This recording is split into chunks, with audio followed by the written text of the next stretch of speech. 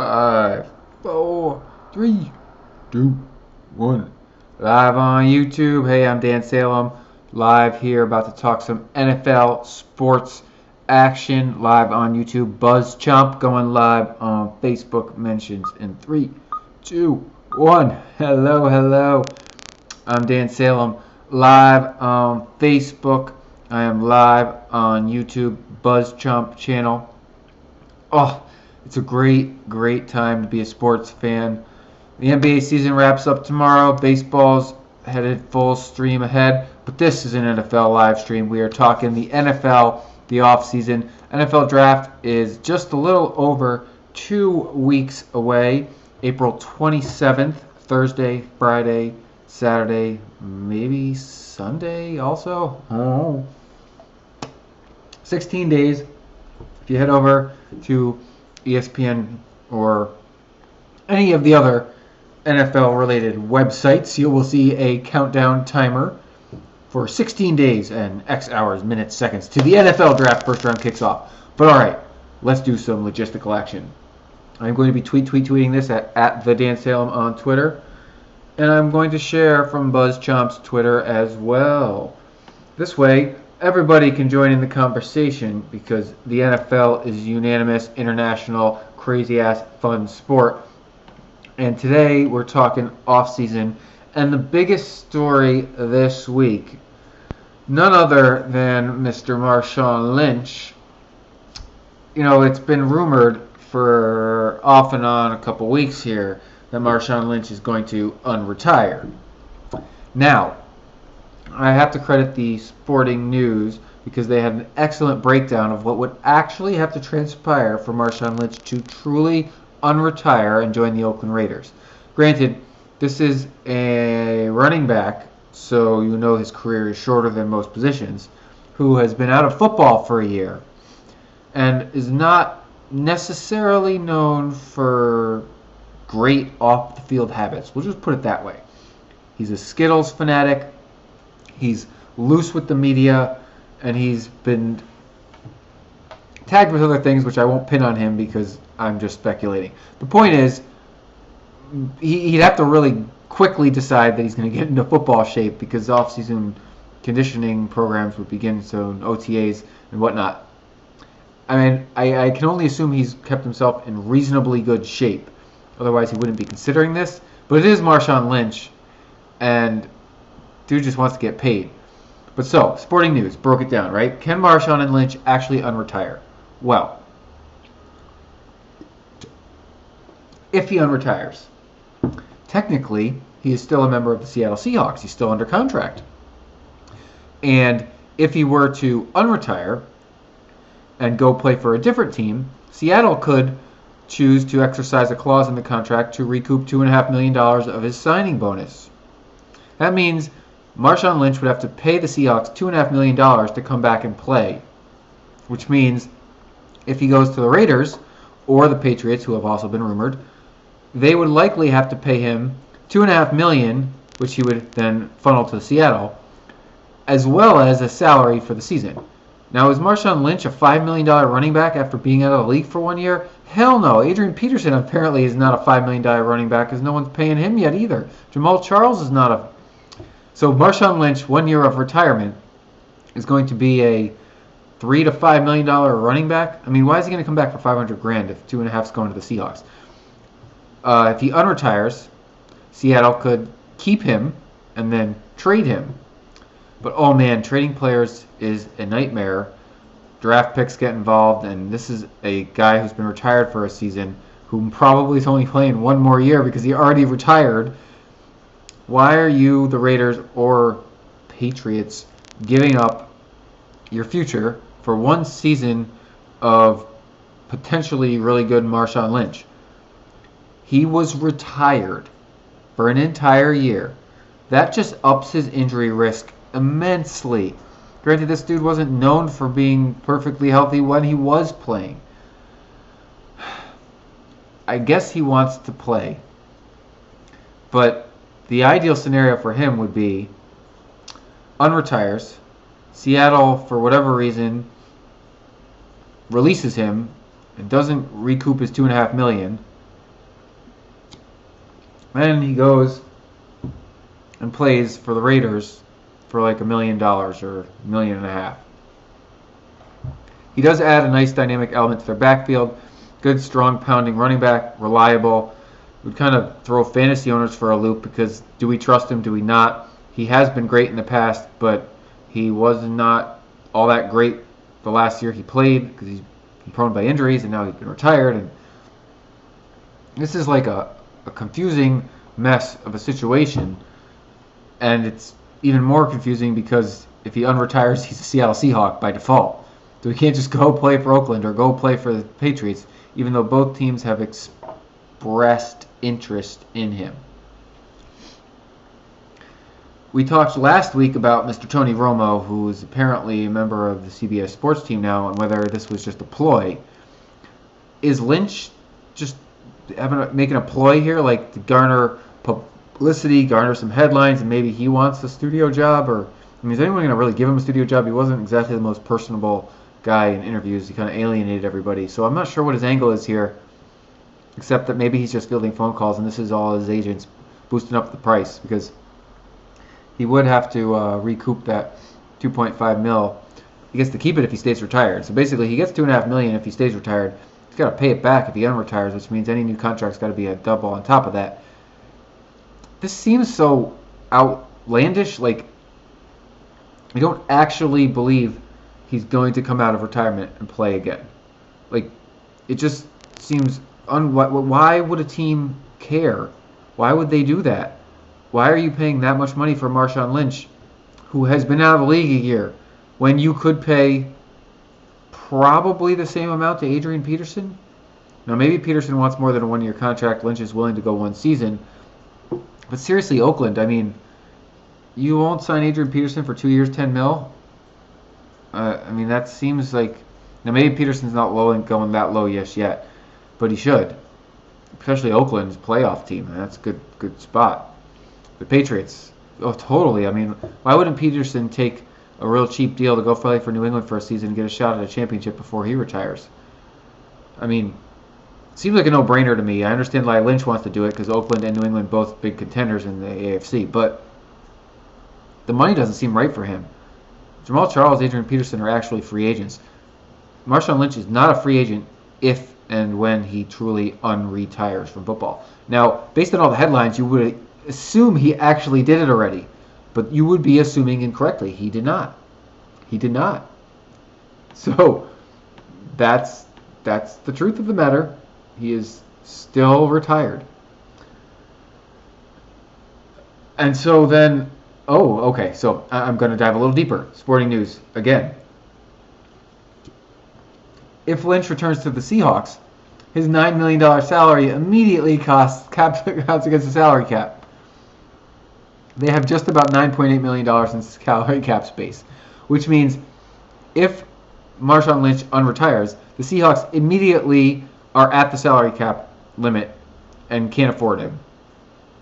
So, I mean, they'd probably ask for the money back because he just put them in a precarious situation, which would make them inclined to release him, but then they don't get any money, and then there's all this draft pick compensation, and so sporting news went where I went. Plan B for the Raiders would be Adrian Peterson.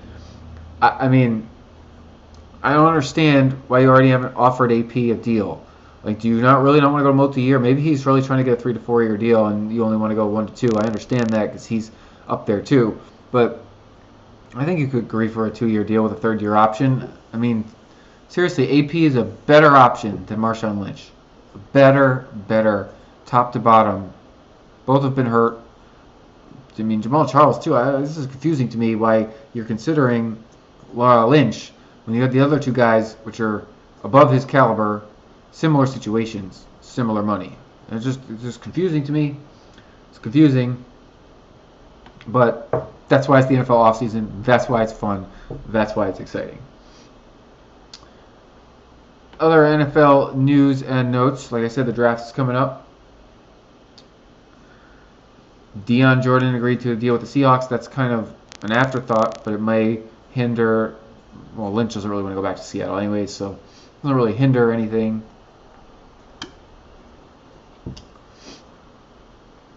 We talked on NFL Spin Zone today about the top 5 of the NFL draft, and I'm going to dive deeper into the draft next week because it'll be so close. But man, this top 5 of the draft this year, it's kind of anyone's guess where teams are going to go because no one is truly bought in on the quarterbacks. Now, last year before, there was pretty consensus on the quarterbacks, and they went top 2. It's been last multiple seasons. It's been pretty clear how people feel about the QBs. This year, it's anyone's game how people are going to rate them, and the experts can't agree either. So I kind of think San Francisco will be the first one to grab a quarterback off the board, and I think it should and will be Deshaun Watson. He has the playoff experience, the experience under center. He won the college football championship, for gosh sakes. So you don't really get any better college experience than that. He's looked great. He's commanded the team. He's played with great talent, but also elevated the talent around him. And I like someone like San Francisco grabbing him. I don't think the Bears will take him. The Browns have 2 picks, so I don't think they'll go number 1 that way. They'll go Myles Garrett. I mean, he's the best overall player. That was pretty much Todd and I agreed. Myles Garrett's number 1 pick to the Browns because the Browns also picked 12th. So they can pick a quarterback at 12 because one of these 3 guys is going to slip to them at 12. And if they don't have any separation between the 3 quarterbacks, you might as well wait till 12 and grab one of them if you don't really care who. But I like Watson the best of our rookie quarterbacks. If he goes to San Francisco, he'll probably start immediately. But he could redshirt a couple of games. Like I think they added a veteran, so they could groom him, let him start halfway through the season. I kind of want my New York Jets to take him, but it's just a rough going. I don't think he'll fall to 6, and the Jets already have a couple of young QBs. I don't know. They're going to have a hard time picking him at 6. I don't think they love him enough to pick him at 6. But again, if the Jets could trade up to that 12-13 spot, I would love for them to grab Watson in that range. I do think San Francisco is going to take him. I also think Chicago is going to go running back and get Leonard Fournette. I think he's too good to pass up. You don't let these running backs slide too deep. But then it's pretty much defense. Jaguars, Tennessee, they're going defense just like Cleveland at number 1. They're going to go defense. Big-time safety cornerbacks in this draft. They're going to get them. And then my Jets are at 6. I have a feeling they'll also go defense and get a safety or corner, whoever slides to them. And they'll wait on the QB/running back. Maybe they trade up and get a mid-round first pick, second. But they got a lot of picks later on, and I think that they get the sure thing at defense. First round, we got a defensive quarterback or defensive head coach. And these guys are the highest rated players. That's why the Browns are going defense. That's why Jacksonville, Tennessee are going defense. But I do think San Francisco and Chicago take the plunge. Oakland's interesting. They have the 16th pick. And this whole Lynch situation, like, if they don't sign Lynch, I mean, we'll do one of these 2 running backs, Fournette or what's his face, slide to the blanket. I think the guy at Stanford. Do they slide to them? Yeah, Stanford. If they slide to Oakland, and does Oakland grab a running back, a rookie? I mean, that's big time. That's big time. So it's going to be a lot of fun to see what's done on April 27th in the top of this first round, because it's anybody's guess. I have a feeling we're going to get more trades than usual because somebody really believes strongly in somebody else, but these other teams don't, and so they want to trade around, especially with all these free agents still out there, like big name free agents. I expect some major movement atop the draft come April 27th. All right. So I will now step around the world of sports because that was the major NFL headline, Mr. Marshawn Lynch making waves in retirement. The NBA. The NBA is heating up. Season's almost over. It ends tomorrow. The NBA season ends tomorrow. And we still don't know who's going to finish atop the East. The Celtics are a game ahead of the Cavaliers in the Eastern Conference. Can you believe that? Cleveland fell back. They've lost 3 in a row. LeBron's resting tomorrow. It looks like Boston may retain that top spot. Now, that means if the season ended today, Chicago and Miami are in a virtual tie, but Chicago holds the tiebreaker. This is for the 8th spot in the East. Now, I wrote on BuzzChomp for our Seesaw Sports that I think Miami will steal that final spot from the Bulls. They're both a game under 500. And, yeah, Miami's up in the points differential. They've won 2 in a row. They're 5-5. Chicago, I don't think the Bulls can hold on there, but they're tied. So this is really anyone's guess. But the key here is, it doesn't really much matter. Boston gets that top spot. They're going to play Chicago as of today. And then the Cavs at number 2 will play Pacers at 7. Toronto, Washington, Atlanta, Milwaukee. Toronto and Washington are interesting. They're right there at 3 and 4. I like both of them. I predicted that Golden State would not make the finals, but Cleveland looked very vulnerable. I think that Cleveland will turn it on. I think that they'll make the finals, but it's not going to be easy going through Boston, Toronto, or Washington. Yeah, that's going to be tough road to follow. And I mean, the first round's pretty much pushover series, but you could see someone like Atlanta upsetting the Wizards. In the Western Conference, I'm more likely to see an upset. Everything's locked in. I mean, Golden State's not losing to Portland, but Memphis plays San Antonio. I really like the Spurs. I like them to upset Golden State. But then Houston, Oklahoma City. I could see the Thunder taking out the Rockets. Now, I know the Rockets have been significantly better, but Russell Westbrook, oh my goodness. The Thunder could really take them out. And then Clippers, Utah is going to be a battle. If the Clippers survive, which I really hope they do, then that's going to show some true moxie. If they can really put down the Jazz, then they've turned it on, and they can make a run. But the NBA playoffs, like 2.5 months. This is the real season. It's getting started. Half the teams are eliminated. Now the real fun begins. This is exciting. Baseball is about a week and a half in. Most teams have played not quite even 10 games yet. My team, the Yankees, sitting at 3 and 4, middle of the pack. The Baltimore Orioles are leading the division at 4 and 1. So yeah, the Yankees have played 7 games. Orioles only played 5 games, but they're 4 and 1, top the division. That's cool. Nobody in baseball is undefeated, but that's not surprising. The Diamondbacks at 6 and 2 hold the best record. Well, no, I guess Baltimore has a better winning percentage, but the Diamondbacks have the most wins at 6 and 2. I don't think that's going to hold in the West. That's kind of surprising to start the season. Just like the Cincinnati Reds tied with the Cubs for the best record in the NL Central. I don't think that's going to hold either. And the Angels at 5 and 2. That's a surprise. I doubt that'll hold. This is early baseball. Baseball's fun this time of year, but the records don't mean much, and they don't normally hold up, except for the Blue Jays at 1 and 5. I don't know about Toronto this year. I'm kind of low on the Toronto bandwagon. But those are the major stories around the world of sports. The NHL postseason has also gotten underway. I believe it starts tonight. And Canada's back after having no teams represent last year. 5 of the 7 Canadian hockey clubs are in the playoffs.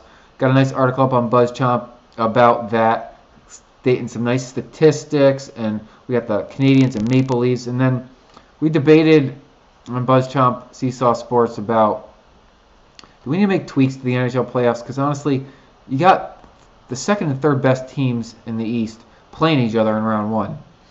Now, this is a divisional format. It can happen. It can happen in other sports too. But baseball has a rule in place where 2 teams from the same division can't play each other in that divisional round. The NFL doesn't care that much. If it's a wild card team and they happen to be second best, they'll play. I kind of think it's a fluke. It's unlikely to repeat itself. But a simple rule in place where 2 teams from the same division can't play each other kind of solves the problem. So I'm all for tweaking the playoffs. I'm all for improving and changing the game. All right, well, this has been fun. Thank you, guys. I'm going to cut it right there because that is the world of sports as we stand. Next week, we'll be into the NBA playoffs, into the NHL playoffs. The MLB season will be rocking and rolling, and we'll just be like a little over a week from the NFL draft, the most best time of the offseason, except for when the league year begins.